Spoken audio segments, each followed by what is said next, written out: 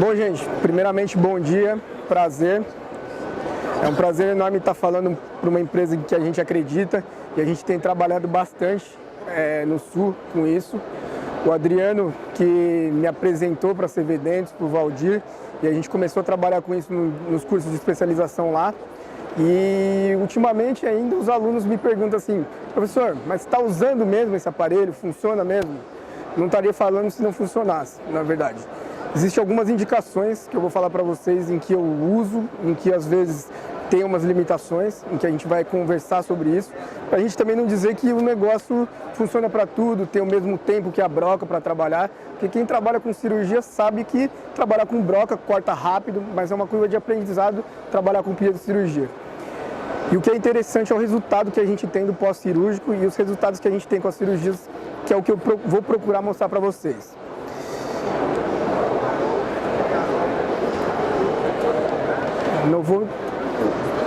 Não tá passando. Deixa eu só falar com ele lá. Não tá passando o passador de slides aqui. Não tá passando. O último? Não tá passando. Oi? Você tá apertando esse último. Passou? Beleza. Passou. Então, pessoal, eu sou especialista em implantodontia e ortodontia. Eu sou mestre em implantodontia. Faço doutorado em implante também. Sou coautor do livro da doutora Ivete Sartori, então algumas coisas de indicações em relação às cirurgias que a gente vai falar, em relação às pias de cirurgia, vem desse capítulo que eu escrevi, que é o capítulo 2 do livro da doutora Ivete.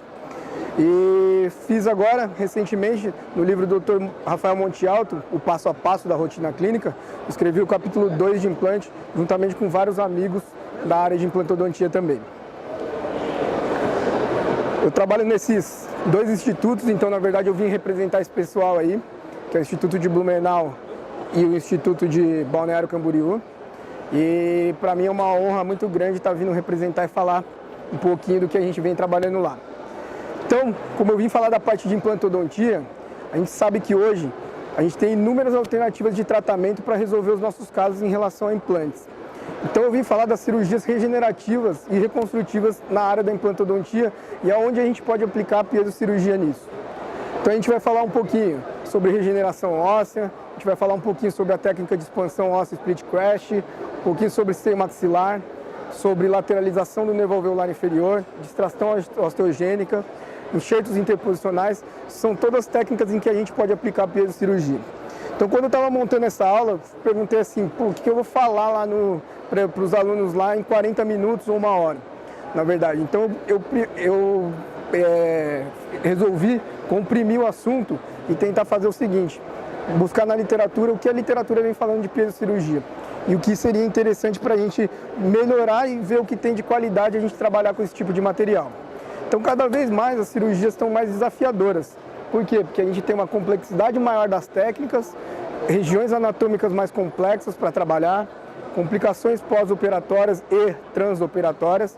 Então, na verdade, para reduzir isso, vem essas técnicas como a piezocirurgia também. Esse tipo de cirurgia de reabilitação depende do quê? Uma habilidade maior do profissional para diminuir as complicações e minimizar isso, para garantir o sucesso e sobrevida dos implantes. Então a gente começa a reconstrução para poder garantir que o nosso implante seja tridimensionalmente bem instalado na cavidade oral, para que tenha uma preservação e uma longevidade desses casos que a gente vai tratar. Então, começando a falar de osteotomias em cirurgias reconstrutivas, o que a gente tem em relação às osteotomias convencionais? A gente tem os instrumentos rotatórios. Isso é comum para a maioria de nós cirurgiões, a gente gosta de trabalhar com instrumento rotatório. Por quê? Porque a gente aprendeu dessa maneira. Só que os instrumentos rotatórios, ele tem um torque processual físico mais elevado, isso a literatura já diz, ele tem uma diminuição da sensibilidade tátil, por quê? Porque a gente está trabalhando com um instrumento, com uma peça na mão, em que a gente tem que exercer mais pressão, e isso já não dá uma confiança muito grande. Tem uma dificuldade na determinação da profundidade de corte, porque aquilo está vibrando e você não sabe se você está passando da cortical ou se já passou, dependendo da densidade óssea que você está trabalhando. Menor precisão cirúrgica nas osteotomias e maior possibilidade de lesões traumáticas aos tecidos moles, na verdade.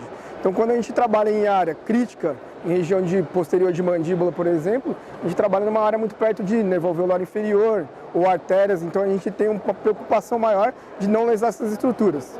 Então, essa é uma desvantagem de trabalhar com instrumentos rotatórios. E a literatura nos diz também o quê? Que tem o maior índice de perdas ósseas nessas osteotomias. Por quê? Por máximo que a gente trabalhe com uma broca de espessura fina, que é 701, a gente tem uma perda óssea muito grande quando a gente está fazendo a osteotomia. Por exemplo, quando a gente vai remover um bloco para fazer uma reconstrução e tirar um bloco do ramo, por exemplo, se a gente tem uma região de ramo muito limitada de osso e a gente vai enxertar numa outra região, a gente perde uma quantidade muito grande se usar uma broca mais espessa. Então a gente tem um índice maior de necrose devido ao superaquecimento, também por trabalhar com broca. Alto risco de lesão a tecidos moles, que já dizia no outro artigo, e uma deposição de aparas metálicas, que isso, na verdade, no pós-cirúrgico interfere bastante. E que a gente vai ver que a literatura nos embasa que o que acontece? Quando trabalhar com a piezocirurgia, a gente tem uma diminuição disso. Tá? Então, isso tudo explica o quê? Que tem o maior índice de complicações trans e pós, maior índice de dor e edema para o paciente. É isso que a gente não quer. O paciente quer sair satisfeito do teu consultório, voltar e falar assim, cara, eu fiz uma cirurgia, essa cirurgia não deu edema nenhum, quase, foi uma recuperação boa, eu tive um trans e um pós muito bom. Esse é um retorno muito bom do paciente também.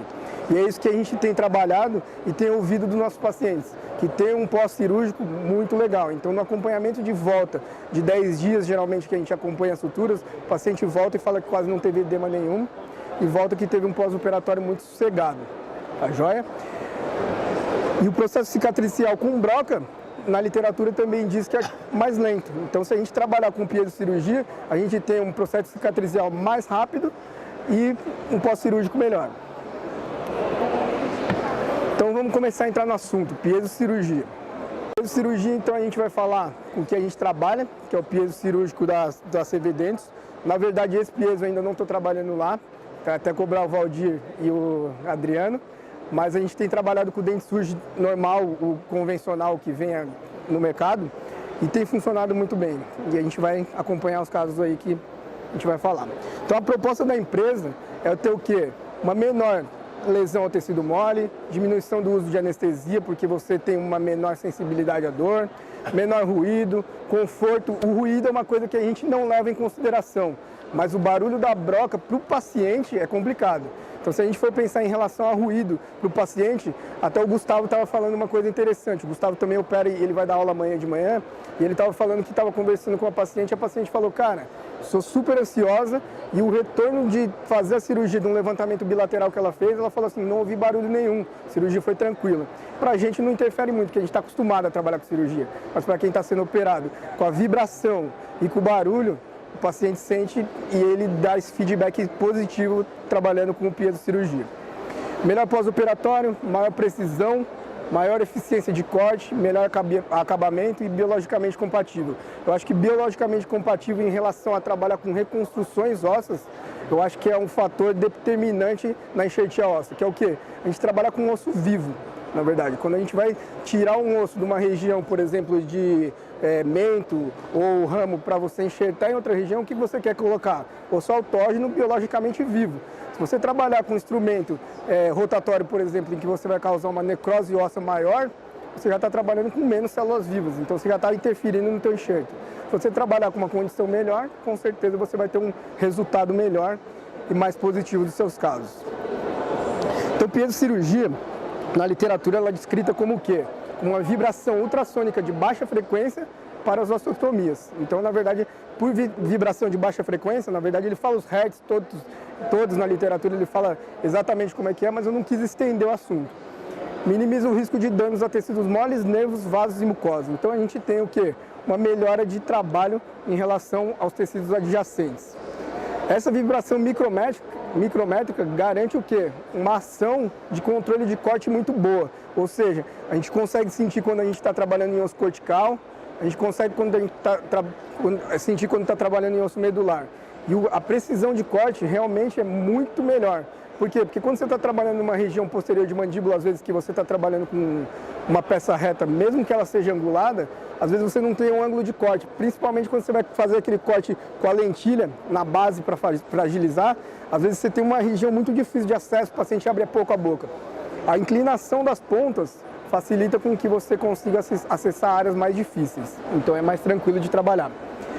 Aumento das seguranças em áreas anatômicas de difícil acesso e em áreas estéticas também. Por quê? Porque se a gente for falar ontem a aula da palestra do Paulo Cano, ele falou de trabalhar com isso em cirurgia flapless em área estética.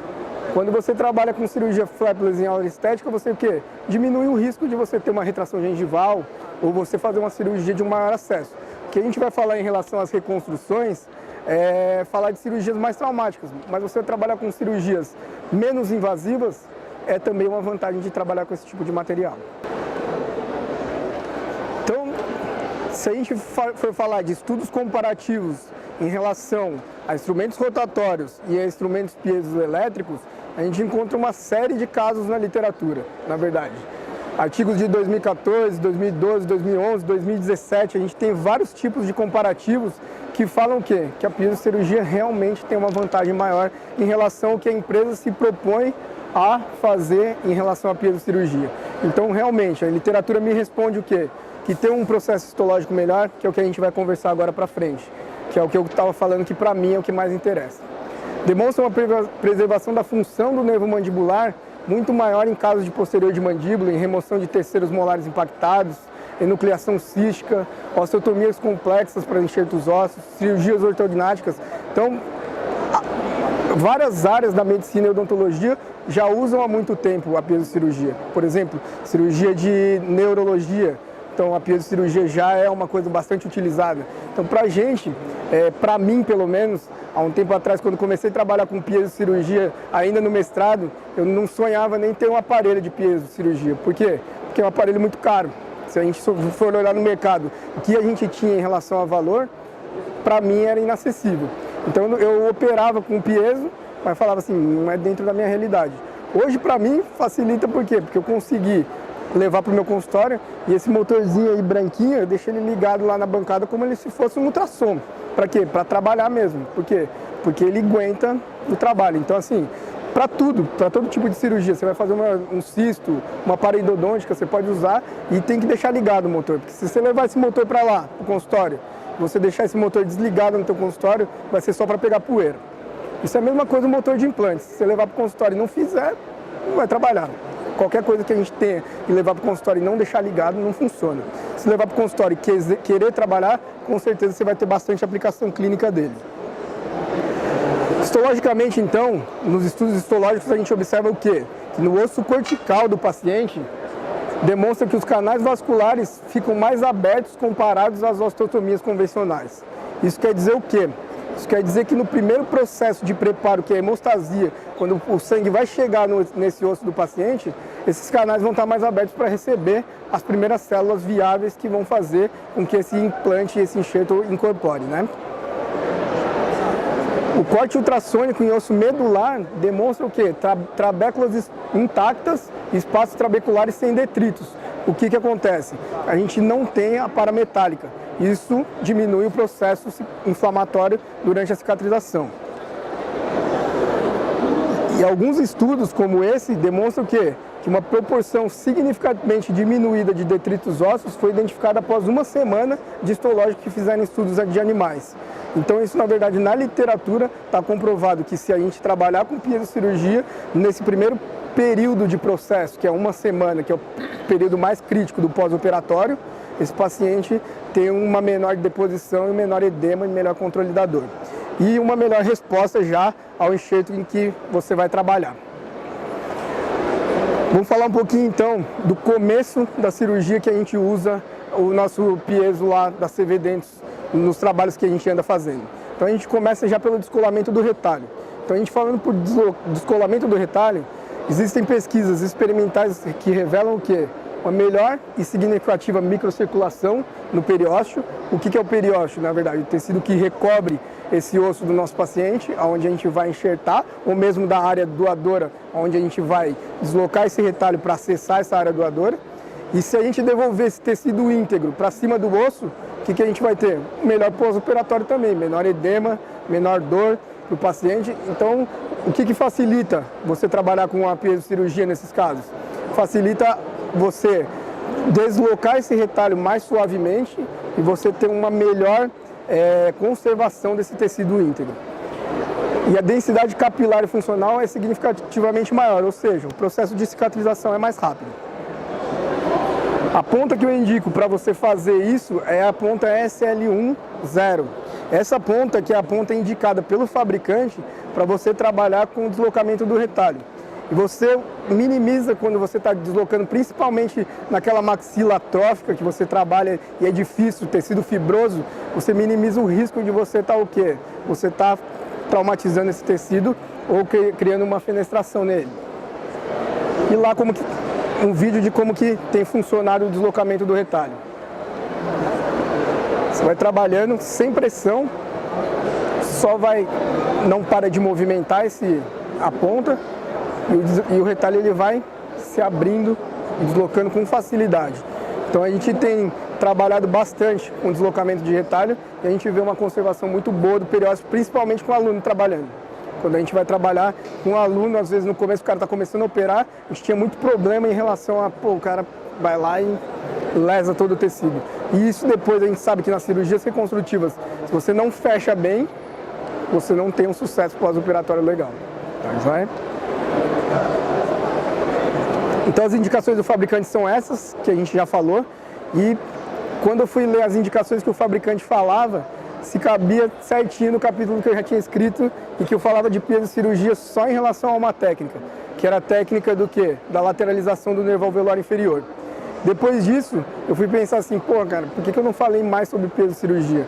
Mas por quê? Porque eu não pensava nessa aplicação.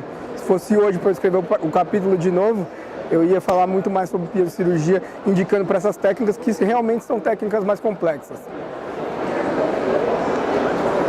Então, indicação do fabricante da CV Dentos é o quê? Você trabalhar com os dois dedos empunhando a caneta, como se fosse uma caneta, não fazer pressão e movimentos intermitentes, sem parar, para que você tenha um corte preciso e você não tenha um aquecimento da região.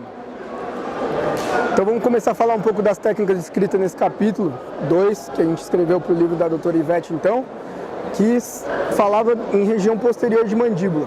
Região posterior de mandíbula, para mim, na área da reabilitação, acho que é a área mais crítica, e para quem trabalha com implante, eu acho que também é o calcanhar de reabilitação. Por quê? Porque a gente trabalha perto de uma estrutura nervosa, que é o canal mandibular, trabalha perto de áreas em que a gente tem uma vascularização muito presente, artérias e vasos muito importantes passando nessa região. A gente trabalha com uma limitação óssea muito grande em determinadas situações e muitas vezes a gente precisa fazer cirurgias regenerativas onde a gente não tem tecido para cobrir isso. Então, quando a gente está trabalhando com cirurgias em posterior de mandíbula, eu acho que é uma grande dificuldade. Eu acho que você trabalhar com a piezocirurgia te facilita para você poder ter um feedback melhor e um retorno melhor dos seus casos. Joia?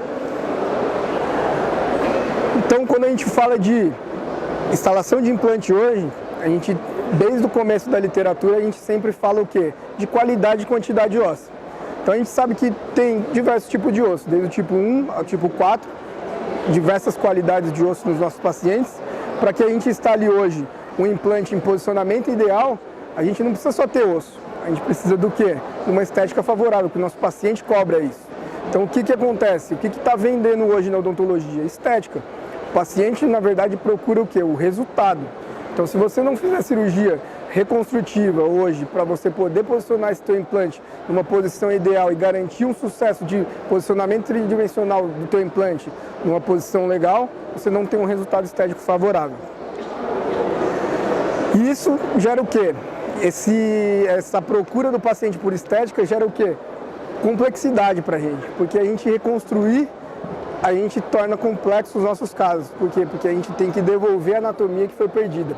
E muitas vezes a gente não percebe que a gente está trabalhando um paciente mutilado, que a gente, por diminuição de erros, a gente vai ter que devolver para ele uma anatomia que foi perdida ao longo de uma vida inteira sem dente na região. E essa complexidade nos diz o quê? Que a gente tem opções de tratamento cada vez maiores, porque as empresas trabalham com opções de tratamento hoje, desenvolvendo materiais para a gente poder usar como enxerto, mas a gente tem o quê? A presença de necessidade de osso autógeno, que se a gente não for trabalhar, por exemplo, com BMP hoje, na maioria dos nossos casos, principalmente nos casos de enxertia óssea, em que o paciente tem uma perda óssea alveolar muito grande. Pelo menos como conduta nossa lá, nos 2 institutos que a gente trabalha, a gente sempre procura trabalhar com biomaterial associado ao osso autógeno do paciente. Isso é uma conduta minha. Tem muita gente que já vem trabalhando somente com biomateriais. Tá joia? Então vamos falar sobre lateralização do nervo alveolar inferior. É uma cirurgia indicada para casos com disponibilidade óssea pequena, em relação vertical, em relação à altura, onde a gente precisa dar condições de instalação do nosso implante. Na verdade, quando a gente trabalha, vai falar sobre lateralização do nervo alveolar inferior, o cara já fala, ixi Maria, cara, isso aí não é pra mim não. Por quê? Eu vou fazer isso porque o cara é louco, o cara faz isso aí, mas dá parestesia nos casos dele todo. Se fosse da parestesia, eu trabalho numa cidade do interior que tem 25 mil habitantes. Se fosse da parestesia, eu ia ter que mudar de lugar, porque senão não dava para trabalhar mais. Então assim, quando a gente trabalha numa cidade pequena, se a gente faz uma lesão nervosa no paciente, todo mundo fica sabendo, porque todo mundo te conhece, esse é o pior, né? Basta um, na verdade. Pode dar vários casos certos, mas o dia que der errado, todo mundo vai ficar sabendo. Isso é bom e ruim, né? Mas essas lesões sensoriais, temporárias ou permanentes, estão descritas muito bem na literatura. Então a gente está embasado cientificamente para dizer para esse paciente que a duração média é 37, mais ou menos 15 dias. Se a gente for levar isso em consideração, vamos chutar 2 meses. A gente chuta para o paciente assim, ó, mais ou menos 2 meses, você pode ficar com uma sensibilidade temporária. E é lógico, se você não fizer uma lesão completa desse canal mandibular, desse nervo mandibular dele, ele não vai ter uma sensibilidade permanente, um distúrbio de sensibilidade permanente. E pode durar até 6 meses. Então o que você vai falar para ele? Cara, isso aí pode durar até meio ano. Você vai ter você vai estar fazendo uma cirurgia em que você não tem altura óssea e a gente está deslocando esse tecido para colocar um implante de altura e tamanho ideal para você, garantir longevidade e preservação para esse teu implante. Só que isso aqui é uma intercorrência que pode acontecer. Isso pode acontecer para qualquer tipo de cirurgia que você for trabalhar em região nervosa. Ou seja, se um cirurgião neurologista for trabalhar numa região do cérebro lá, ele avisa o paciente, cara, você pode ficar com uma dificuldade motora. Ele está trabalhando numa estrutura delicada.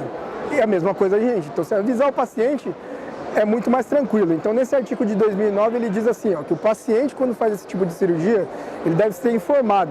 E você deve apresentar alternativa de tratamento para ele. Ou seja, implante curto, outro tipo de reconstrução.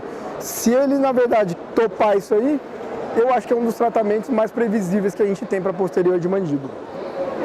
Então, a piezocirurgia na lateralização com instalação de implantes, ela descreve o quê? Que a gente tem uma sensibilidade nervosa voltando à normal em 94,73% dos casos em 8 semanas. Quando a gente estava conversando que é mais ou menos 2 meses, se a gente tem em 8 semanas o retorno dessa sensibilidade, para a gente é uma resposta muito boa, joia? E uma taxa de sucesso em relação à instalação de implantes de 97,36%, que quase fica dentro da média de uma instalação de implante numa região comum, em que você não mexeu. Por quê? Porque você não está trabalhando com implante em área enxertada, você está trabalhando com implante em área de osso nativo. E a técnica descreve o quê? Que você deve bicorticalizar esse implante, ou seja, você colocar ele travado e ancorado na cortical inferior da base da mandíbula. Então a piezocirurgia vai trabalhar nesse tipo de técnica, evitando lesão aos tecidos moles, reduzindo o sangramento, que é uma coisa muito importante quando a gente trabalha com isso. Por quê? Porque a própria micromovimentação e a irrigação que dá ao motor faz com que você tenha uma cirurgia mais limpa. Você consegue trabalhar com um campo de visão bem melhor. Então, quando você está trabalhando com um campo de visão bem melhor, te dá muito mais segurança. E quando você está cortando lá o osso para você acessar a região nervosa, você trabalha sem medo. Então, nesse tipo de cirurgia é mais rápido que você trabalha com broca. Então, vamos falar sobre um caso clínico. Vamos começar a ver o que a gente tem visto lá, então. Esse caso é um caso que a gente fez lá no ILAPEL, durante o mestrado, E esse paciente tinha 2 implantes WS, que são os implantes curtos da Neodent. Ele foi para casa, esse paciente, no pós-cirúrgico, ele retornou com um relato do quê? De perda de implante anterior. E ele já tinha, quando ele retornou, uma perda de osso no implante posterior também. Então, o que a gente acabou planejando? Em remover o implante posterior também. Então, o mesmo havia apresentado mobilidade e dor, e ele acabou perdendo o implante anterior. E a gente propôs para ele fazer uma lateralização do alveolar inferior, remoção do implante 37 e instalação de 3 implantes corticais. Aquele implante era de 5 milímetros. Ele instalou implante de 3,5 por 11, 3 implantes na região posterior de mandíbula, um caso que não dava para instalar um implante maior do que aquilo. Porque assim, ó, tem um implante de 5 milímetros. Ali eu tenho uma perda óssea mais ou menos já de 2 ou 3 milímetros. Eu tenho 2 milímetros na mesial dentro do osso. O que eu vou fazer para esse paciente agora? Qual a alternativa que eu tenho de tratamento? Outras alternativas seriam o quê?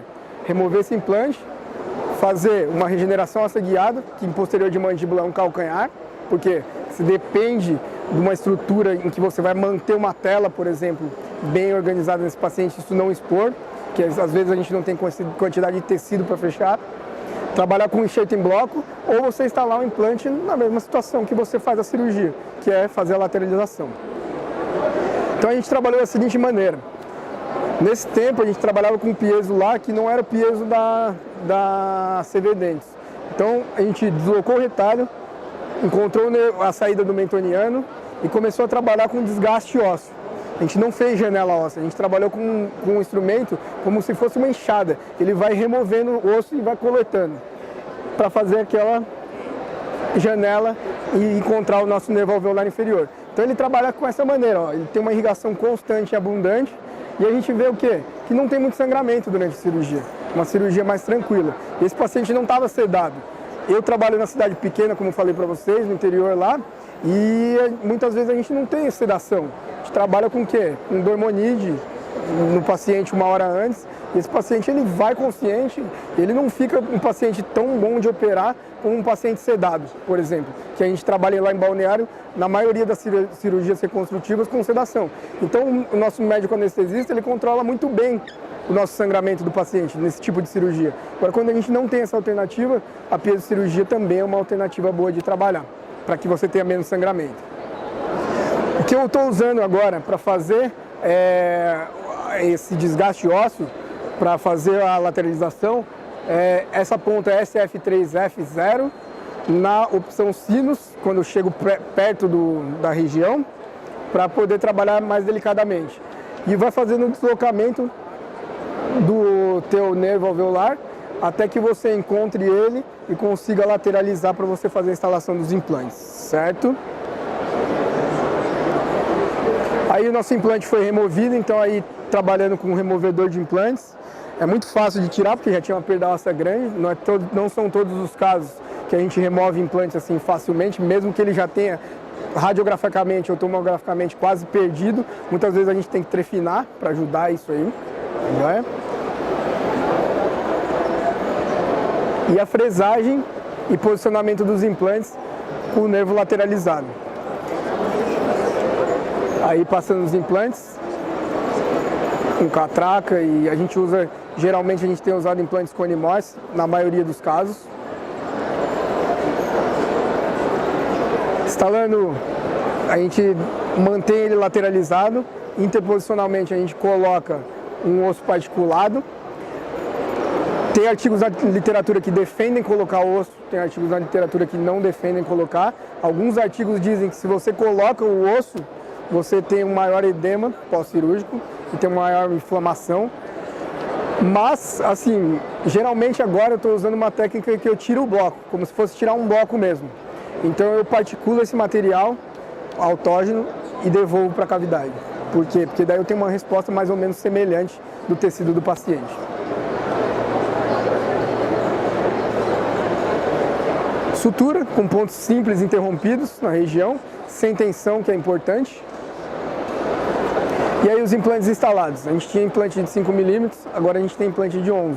Então, na verdade, o que acontece? Esse paciente consegue, daqui a 3 meses, estar voltando para reabilitar. Esses implantes aqui travaram com um torque acima de 45 newtons. Por quê? Porque é um implante bicorticalizado. Por que a gente não fez carga imediata aqui? A gente não fez carga imediata por causa disso. Relatos de fratura mandibular devido à fragilização que você cria nessa mandíbula. Você está fazendo um acesso para a região nervosa no centro do teu posterior de mandíbula, onde você está tirando praticamente toda a cortical vestibular desse paciente. Se você vai fazer carga imediata nesse paciente passando 3 implantes bicorticalizando, você tem uma área de fragilização muito grande e um risco de fratura muito grande também. Então beleza, não vamos fazer cada santo de uma vez, né? Senão você cobre um e descobre o outro, né? E esse é um caso mais recente, que eu já fiz com o Dent Surgery aqui no consultório, esse caso, em que o paciente tinha um implante curto também, já vinha de outro consultório, já tinha perdido, e na verdade nesse caso desse paciente não cabia nem 3 milímetros, cara. Você vê que o desgaste ósseo que eu fiz nele é alto. Eu queria ter trabalhado com um desgaste mais baixo para poder manter essa crista óssea vestibular aqui mais tranquila na hora de operar. Por quê? Porque se eu trabalhar no centro da mandíbula, para mim é muito mais tranquilo. Não vou me preocupar com essa trave óssea na região vestibular, bem aonde fica a cinta do meu implante. Mas tive essa complicação por quê? Porque tinha muito pouca altura mesmo. Então isso foi um fator limitador da cirurgia. A gente fez a mesma coisa, lateralizou, passou o implante na região, e implante com animorse enterrado 2 milímetros, como diz a técnica certinho, consegui instalar na mesma sessão. Outra alternativa para reconstrução ou para instalação de implantes em posição ideal é você trabalhar com o quê? Com enxertos em blocos. Enxertos em blocos são enxertos indicados para defeitos em altura e espessura, ou só em espessura ou só em altura, na verdade. Então a gente tem trabalhado com enxertos em bloco para defeitos ósseos, na maioria em espessura, tá? Aonde a técnica que a gente descreve no livro e a literatura descreve é isso aí. Você fazer uma incisão com uma relaxante, preparar o leito receptor, você instalar o teu bloco na região e suturar. Geralmente a gente tem preferência por trabalhar com osso autógeno. Então a gente depende de um leito receptor e de um leito doador. Se a gente trabalhar com uma cirurgia mais tranquila, também muito melhor para a gente e para o paciente também. E é isso que a gente tem trabalhado. Quando a gente trabalha com corte, com osteotomia, com piezocirurgia, a gente tem um corte mais limpo, sem aparas. A gente vê que tem um corte mais reto. E eu tenho uma preservação maior de osso na área doadora, ou seja, se eu tenho uma limitação de osso na área posterior ou mento, eu tenho um maior osso para eu enxertar na minha região receptora. E aí, como a gente tem resolvido alguns casos de enxerto com falta de suporte labial e falta de espaço para instalação de implantes. Reconstruções com enxerto autógeno do ramo mandibular também, onde a gente faz um acesso à região do ramo e a gente usa essas pontas para corte, SF3L. Essas pontas elas funcionam da mesma maneira, todas têm a mesma ação de corte, porém ângulos diferentes. Por que a gente indica 3 tipos de ponta? Porque uma das coisas que vocês que vão operar com isso no consultório é que essa pontinha, ela aquece. Então assim, sendo bem sincero com vocês também, quando a gente vai trabalhar isso, o cuidado que a gente tem que ter com tecido mole no paciente é você afastar bem esse tecido. Então você tem que ficar em cima da secretária e vai falar assim, ó, quando eu vou acessar a região posterior principalmente, afastar bem essa mucosa e a secretária ficar de olho. Porque senão você acaba queimando a mucosa do paciente. Por quê? Porque aquece mesmo a ponta. Então você tem que tomar esse cuidado. É um dos cuidados que tem que ser tomado. Mas a angulação das pontas facilita o acesso também. Então a gente trabalha para fazer esse tipo de cirurgia, de remoção de bloco, no modo cortical, com uma irrigação abundante para que a gente tenha uma melhor qualidade do osso que a gente vai remover. E a gente consegue retirar blocos da mesma maneira que convencional com broca também. Tá joia? E esse aqui é um vídeo que eu fiz junto com o Dr. Gustavo, demonstrando mais ou menos como é a precisão de corte de uma região em região que a gente remove bloco, ou mesmo a gente faz uma lateralização. Vê que a gente tem uma área em que a gente fez o corte muito precisa, ou seja, um corte muito limpo, sem apara. E o bloco que a gente removeu praticamente é do tamanho que a gente necessitava, ou seja, a gente não perde tamanho de bloco, porque o corte é muito fino da ponta. E agora eu estava conversando com eles nas pontas novas eu acho que diminuiu mais ainda, diminuiu a espessura. Então a gente tem uma preservação óssea um pouco maior também. E aí a gente tem o nosso bloquinho para poder enxertar.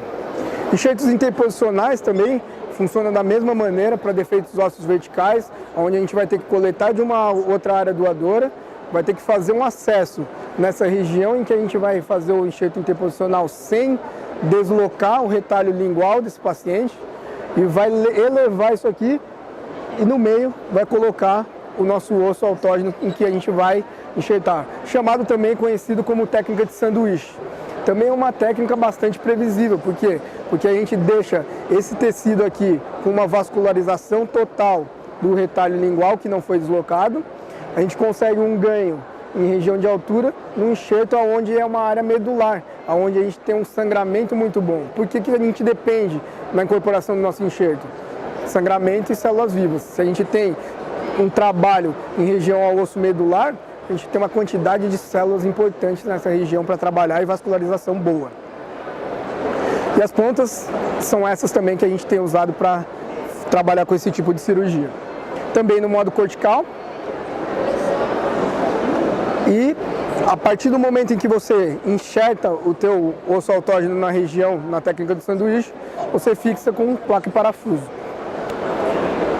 Depois disso, você vai aguardar o tempo de reparo, mais ou menos 6 meses nessa região, remove a placa, instala o implante em posição ideal com altura restabelecida na região.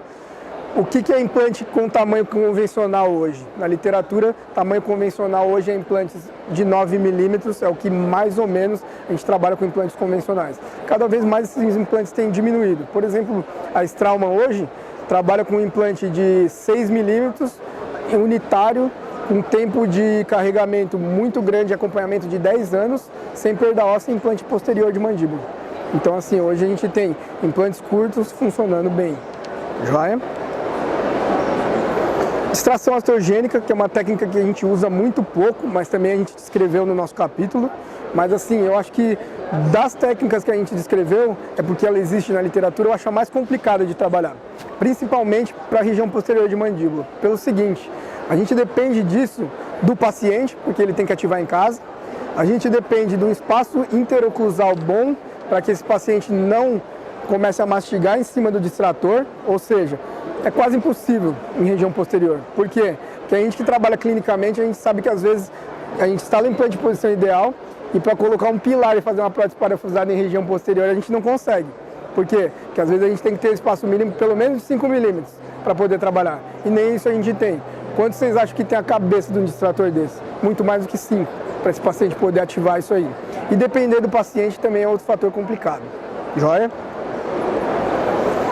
Para fazer esse tipo de técnica, é uma técnica que você faz incisão e deslocamento do retalho, pré-adaptação, faz 2 corticostomias, 2 verticais e uma horizontal. E você vai fazer o seguinte, ativação transoperatória desse leito aqui. Por quê? Porque você vai ativar o teu distrator até o final para ver se você não tem nenhuma área de retenção. Por quê? Porque se tiver alguma área de retenção, o paciente vai ativar e vai chegar uma hora que não ativa mais. Ou seja, o paciente não tem resultado. Então você faz essa ativação transoperatória para ver se realmente esse bloco está liso, está passando no comprimento total. Vantagem dessa técnica que eu vejo, que é o que a gente consegue ganhar tecido gengival. Então muitas vezes a gente aumentando isso devagar, a gente vai ganhando gengiva também, qualidade gengival. Isso é uma coisa boa, principalmente para a região posterior, joia? Porque a gente sabe que para a preservação dos nossos implantes, depois da instalação da prótese, a gente tem que ter tecido gengival saudável e tecido gengival de qualidade nessa região lá. As pontas, as mesmas de corticotomia, então na verdade a gente não vai ficar batendo nessa tecla, e o modo cortical também. E a literatura hoje nos diz isso, ó, esse artigo que fala assim, se a piezocirurgia é o novo gold standard na cirurgia em relação à implantodontia, ele já começa com uma foto como essa, usando o distrator, que é uma cirurgia complexa, e ele, no final desse artigo ele diz que a piezocirurgia é um grande aliado para a gente no consultório, para quem trabalha com cirurgias reconstrutivas e complexas. Joia? No levantamento de ceia maxilar, a gente também tem trabalhado. Esse é um caso do Dr. Gustavo, que está sentado aqui na frente, quase dormindo, mas esse caso dele é um caso que ele fez, eu acho que foi a primeira cirurgia que você trabalhou com o piezo, né? Então assim, quando começou a piezocirurgia lá em Santa Catarina pra gente, o Adriano ia lá e levava a maletinha da CV Dentes, nem tinha maleta. Levava lá, botava o motor no consultório e falava, ó doutor, tem um caso aí, vamos operar. E a gente começou operando assim, dessa maneira. E esse primeiro caso que ele fotografou foi, assim, o primeiro caso, sorte de principiante sempre dá certo, né? Então, assim, ó, o que a gente tem como vantagem? Ele fotografou o primeiro caso dele e a gente viu o quê? Que ele consegue trabalhar com uma boa inclinação de ponta, ou seja, você não fica trabalhando aqui, ó, com o motor puxando a bochecha do paciente. Ou seja, você tem uma visão de acesso tranquila. Você está entrando aqui pela frente da boca, com uma angulação de trabalho legal, e você não está se esforçando, o seu campo de visibilidade é mais fácil. Um corte preciso e uma preservação óssea dessa parede da janela muito maior. E um risco de você lesar a membrana do seio muito menor, que dá mais confiança para a gente durante esse tipo de abordagem. A irrigação também é abundante nessa região e a gente trabalha no modo sinus, quando a gente tem um osso de espessura fina. Quando a gente tem um osso que tem uma espessura da janela muito grande, eu trabalho no modo cortical. Por quê? Porque varia muito. Quando a gente tem espessura de cortical muito grande, se eu ficar no modo sinus, eu vou ficar muito tempo, perdendo muito tempo nessa cirurgia. Então, o que eu faço? Eu trabalho no modo cortical até começar a enxergar a transparência. Quando eu começo a enxergar a transparência em toda a janela que eu estou fazendo, eu mudo para o modo sinus e trabalho mais delicado nessa região. Joia? Uma coisa importante que a gente não comentou aqui, mas é uma coisa que eu tenho feito bastante ainda, é o seguinte, eu tenho feito assim, eu tenho passado a minha janela óssea, não deixo ela um quadradinho perfeito. Porque qual que é o problema? Quando você deixa um quadradinho perfeito, às vezes você está trabalhando com a pontinha, vocês viram ali, ela é uma pontinha tipo uma enxada, só que ela tem uma ponta em cada lateral. Se você trabalha querendo deixar a tua janela muito certinha, que nem o Gustavo fez aqui, você corre o risco de encostar a pontinha e lesar a membrana por pressão ali. Que na verdade não por oscilação que ela vai fazer, por pressão que você vai colocar para você deixar a tua janela mais retinha. Então eu passo a janela, eu dou um risquinho a mais. Ou seja, eu trabalho com segurança e a minha janela vai deslocar da mesma maneira. Qual que é o problema? Que eu vou ter um X em cada ponto, mas eu tenho menor falha e menor complicação em relação a isso. Joia? Aí a membrana deslocada, a gente usa uma membrana de colágeno para proteger essa membrana de Schneider que foi levantada e preenche com um osso particular.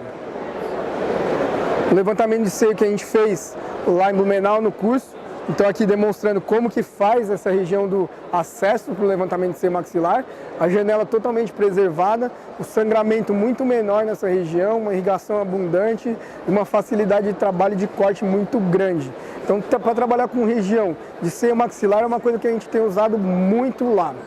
Aquela broquinha que o Gustavo usou, que parece uma lentilha, que vocês viram ali passando, a gente passa ela em todo o redor da cavidade em que a gente fez, quando começa a acessar o seio maxilar.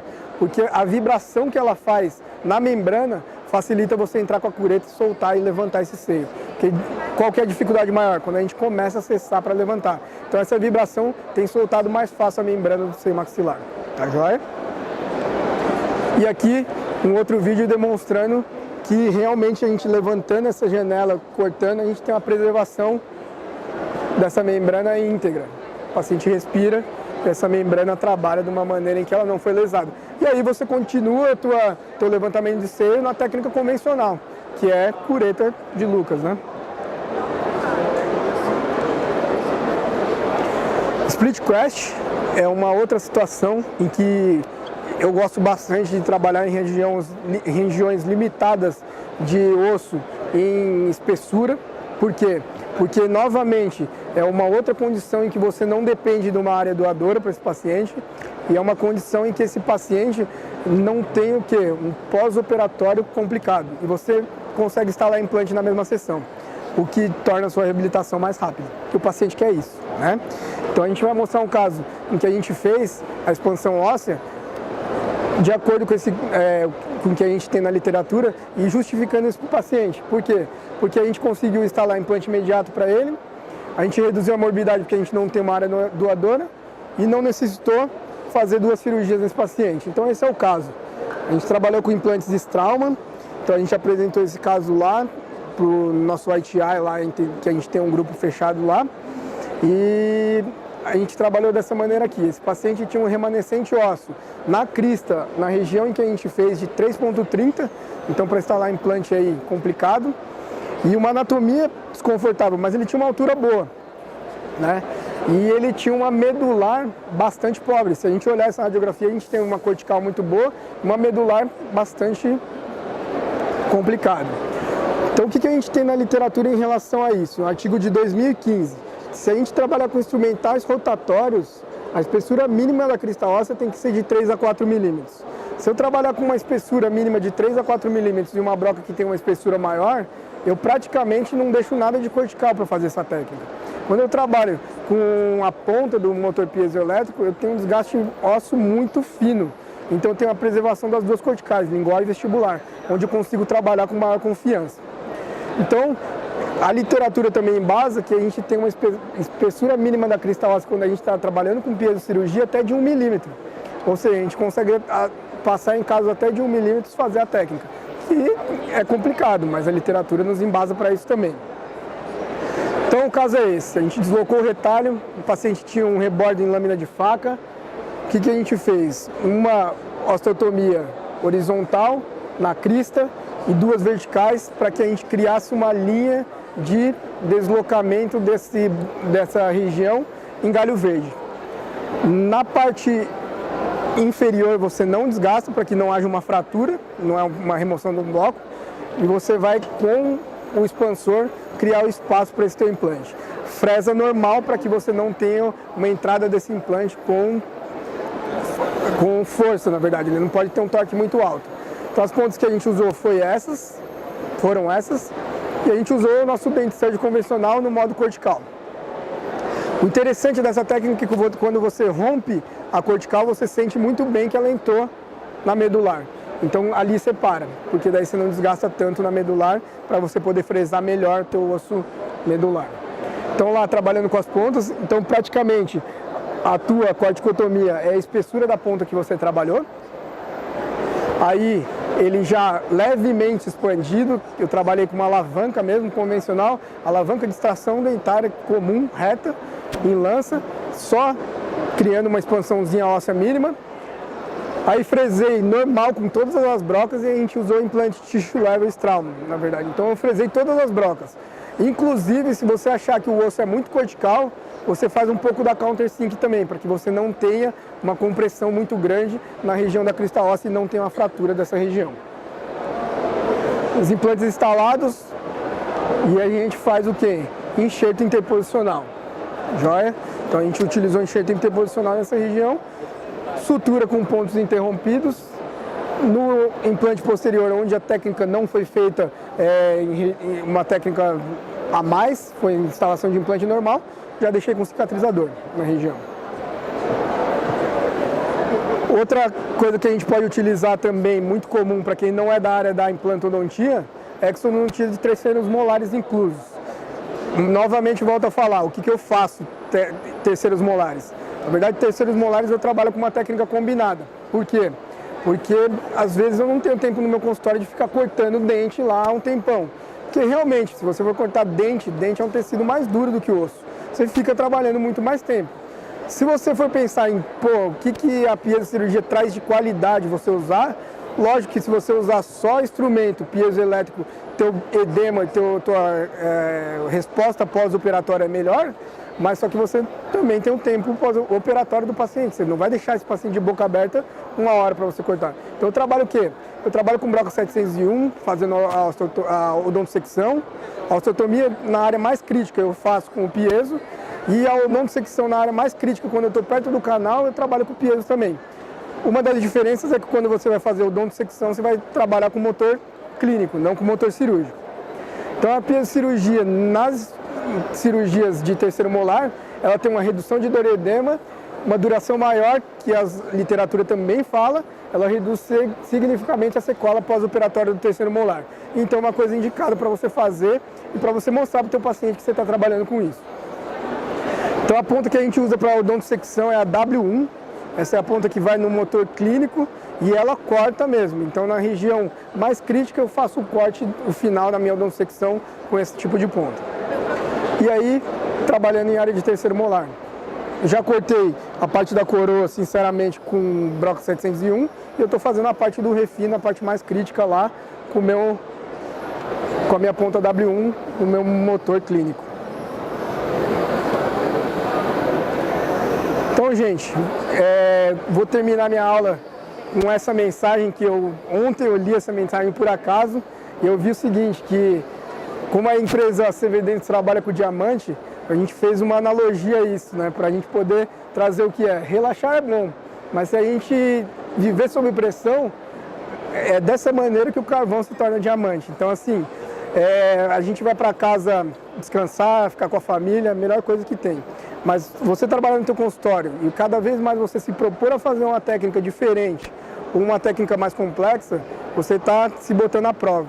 E cada vez mais que você vai trabalhando com esse tipo de técnica e cada vez mais que seus casos vão dando certo e você vem para um congresso como esse estudar, buscar conhecimento, você está se lapidando. Eu acho que isso é a odontologia. A gente minimizar erro, trabalhar com excelência, trabalhar com um material de boa qualidade, trabalhar com técnicas que vão ajudar o nosso paciente, porque o nosso interesse maior é fazer com que o nosso paciente saia feliz do nosso consultório.